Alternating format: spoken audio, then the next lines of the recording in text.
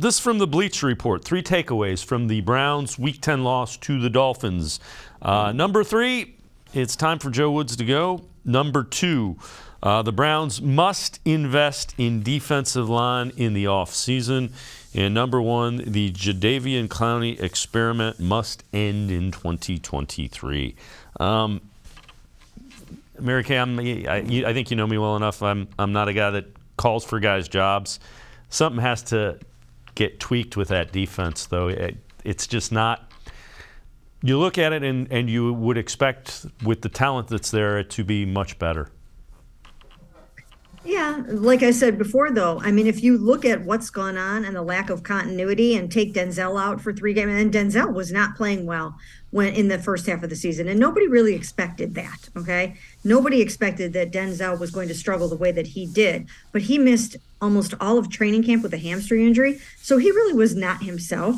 Again, JOK has not really been the player this year that they expected him to be for a number of reasons, including this knee injury. So they thought he was going to take his game to another level.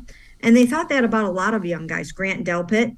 And Grant is really starting to come around now. He had, a fairly decent game in Miami. He's been getting stronger the last couple of weeks, but he got off to a little bit of a slow start as well. So I don't know if you can blame all of that on Joe Woods. I think people just find him to be an easy target, and I'm just not in that camp. Fair enough. Defensive line, is that an area you think they change their thinking a little bit? Obviously you can't do it mid-season, but do they change the way they're thinking about the defensive tackle position and maybe even in the edges?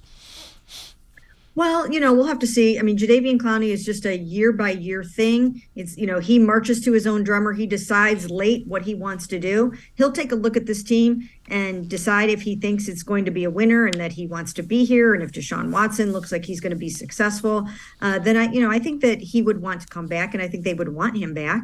In terms of the defensive tackles, I think they're going to have to add to the pile. I mean, they might now have to look at Perrion Winfrey and say, okay, maybe he's just not going to come around as quickly as they thought he was going to. Maybe Jordan isn't exactly what they thought he was going to be. And I do think that that's a position they're going to have to take a look at.